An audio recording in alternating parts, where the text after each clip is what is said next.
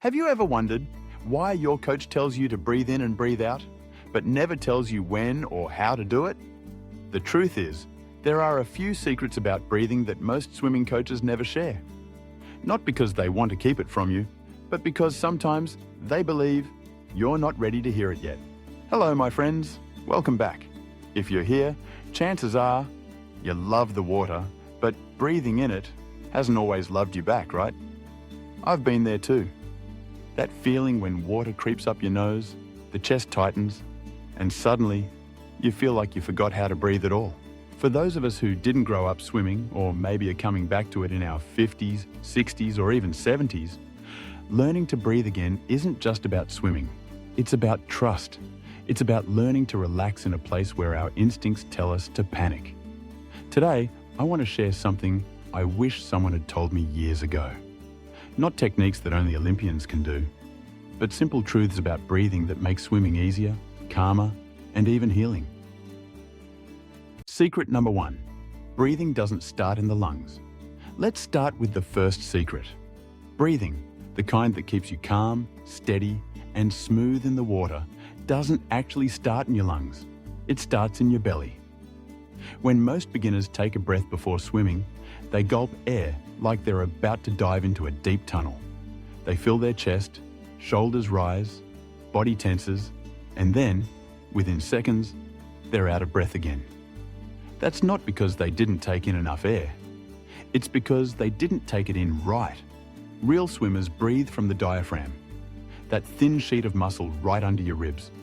When you breathe through your belly, not your chest, your body stays relaxed. Your oxygen spreads evenly. And most importantly, your brain believes, I'm safe.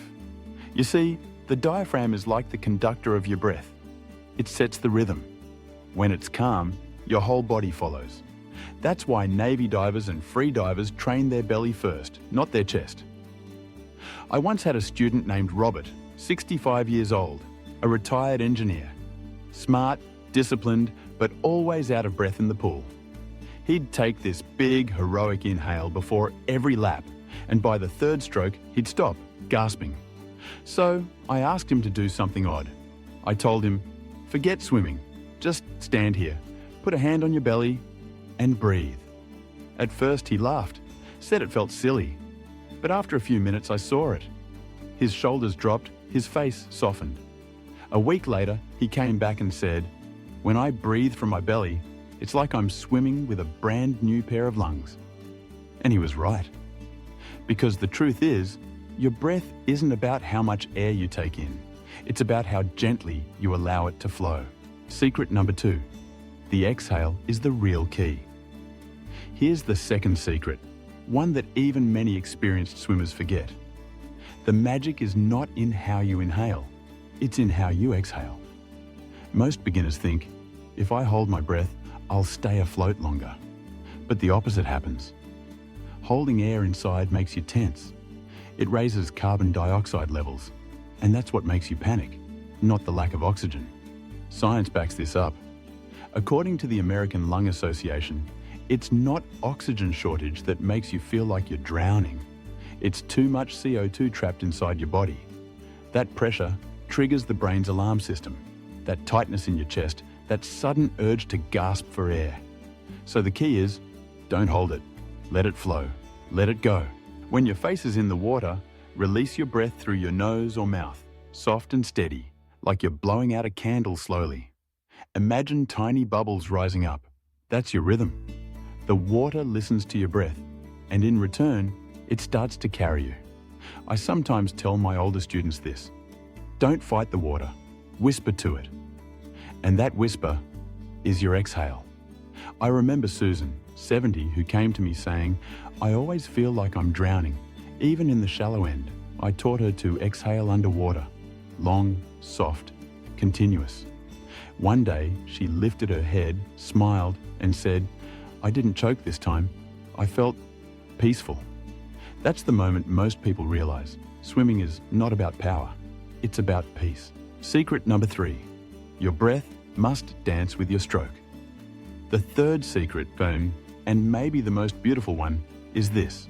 Your breath and your movement are partners. They're not two separate things.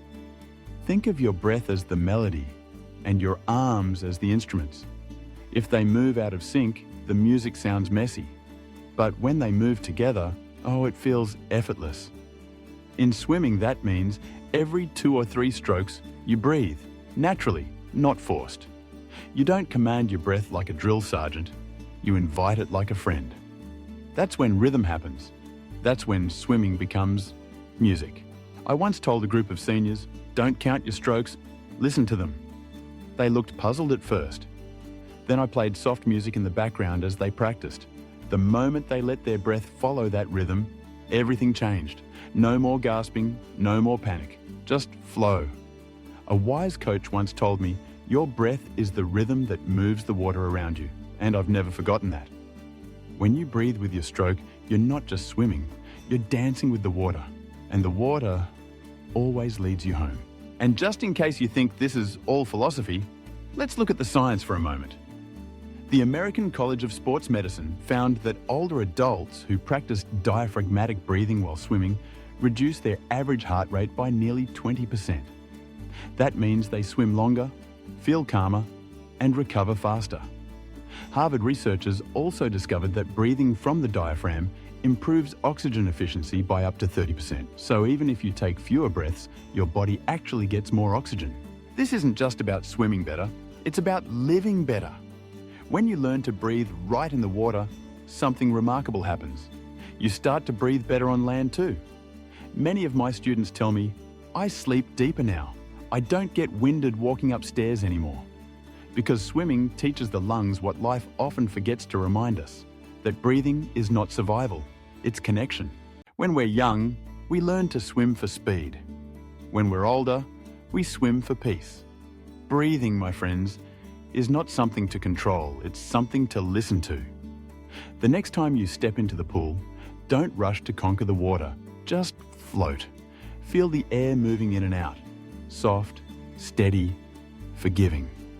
The water doesn't care how fast you are, it only asks one thing, that you trust it. Because when you trust the water, it will always hold you. Swimming at its heart is meditation in motion. Every gentle exhale, every quiet inhale, it's like a conversation between you and life itself. So breathe, not because you must, but because you can.